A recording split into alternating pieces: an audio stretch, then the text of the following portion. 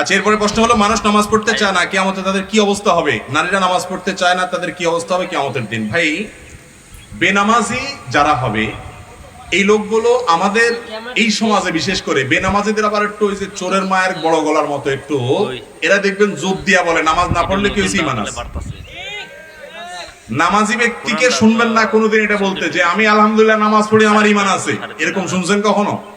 কিন্তু বেনামাজিরে শুনবেন যে নামাজ না পড়লে কি হয়েছে, ঈমান আছে। ওই যে কয় না, চোরের মায়ের গলা একটু বড়, ব্যাপারটা এরকম। দেখেন, নামাজ না পড়লে ইসলামে তার কোনো হিস্সা থাকে?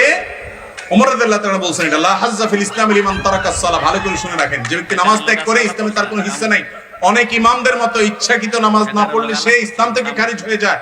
ইমাম আবু হানিফা রাহিমাহুল্লাহর মত হলো, আর অনেকে আমার মত হলো, যদি আপনি নামাজ না পড়েন কিন্তু আপনার মধ্যে অপরাধ বোধ কাজ করে, এর ফলে আপনি ইসলাম থেকে খারিজ হবেন না। কিন্তু একজন ইমানদার কখনো নামাজ না পড়ে থাকতে পারে। কুফর এবং শিরকের মাঝে একজন মুসলমানের পার্থক্যের দেয়ালই হলো নামাজ। যে নামাজ পড়ে সে মুসলমান, যে নামাজ না পড়ে নিজেকে সে মুসলমান দাবি করার অধিকার নৈতিকভাবে রাখে না। মুসলমান অন্য যাই করুক না করুক, নামাজটা পড়তেই হবে। এজন্য নামাজের উপরে গাফলতি করা যাবে না। কিয়ামতের দিন অত্যন্ত বড় ধরনের কাফের, নমরুদ, হামান, ফিরাউন, এদের সাথে হাসর হবে বেনামাজিদের। আল্লাহ তাআলা আমাদেরকে নামাজ পড়ার তৌফিক দান করুন।